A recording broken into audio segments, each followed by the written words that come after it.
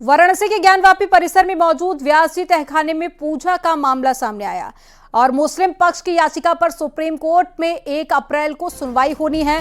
मुस्लिम पक्ष ने इलाहाबाद हाईकोर्ट के फैसले को सुप्रीम कोर्ट में चुनौती दी है।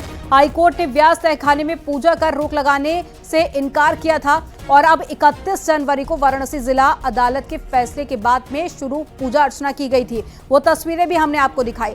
अब अदालत में हिंदू पक्ष ने दावा किया था कि नवंबर 1993 से पहले व्यास जी तहखाने में पूजा पाठ होता रहा है, लेकिन उस वक्त की प्रदेश सरकार ने रुकवा दिया था। हिंदू पक्ष ने इसी पूजा को शुरू करने की अधिकार को दोबारा से दिए जाने की कोर्ट से मांग की थी और मुस्लिम पक्ष ने प्लेस ऑफ वर्शिप एक्ट का हवाला देते हुए याचिका को खारिज करने की मांग की थी, लेकिन कोर्ट ने मुस्लिम पक्ष की याचिका को अस्वीकार करते हुए हिंदू पक्ष को ज्ञानवापी की व्यास जी तहखाने में पूजा अर्चना करने का अधिकार दे दिया है। अब इसी फैसले को सुप्रीम कोर्ट में 1 अप्रैल को याचिका पर सुनवाई होनी है और अब इसको हाई कोर्ट में चुनौती दी गई है मुस्लिम पक्ष की तरफ से। तो मुस्लिम पक्ष की तरफ से सुप्रीम कोर्ट में एक याचिका दाखिल की गई है। जो हाई कोर्ट की तरफ से फैसला आया था उसको रद्द करने की सुप्रीम कोर्ट से मांग की गई।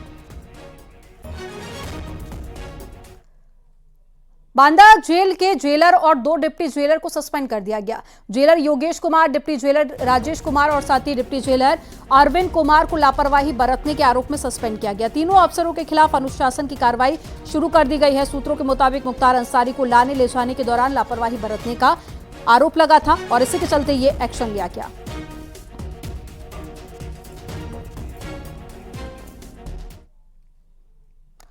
रामपुर लोकसभा सीट से बीएसपी ने अपने उम्मीदवार का ऐलान कर दिया है। बीएसपी ने इस बार नए चेहरे पर दांव लगाया है।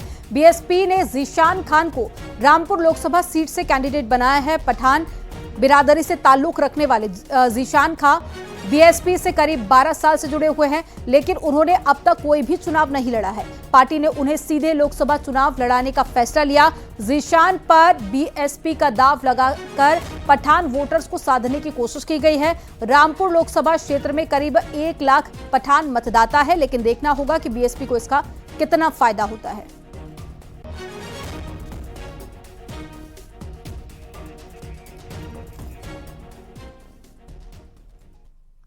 अमेठी जिले की गौरीगंज विधानसभा से समाजवादी पार्टी के बागी विधायक राकेश प्रताप सिंह की सुरक्षा बढ़ा दी गई है।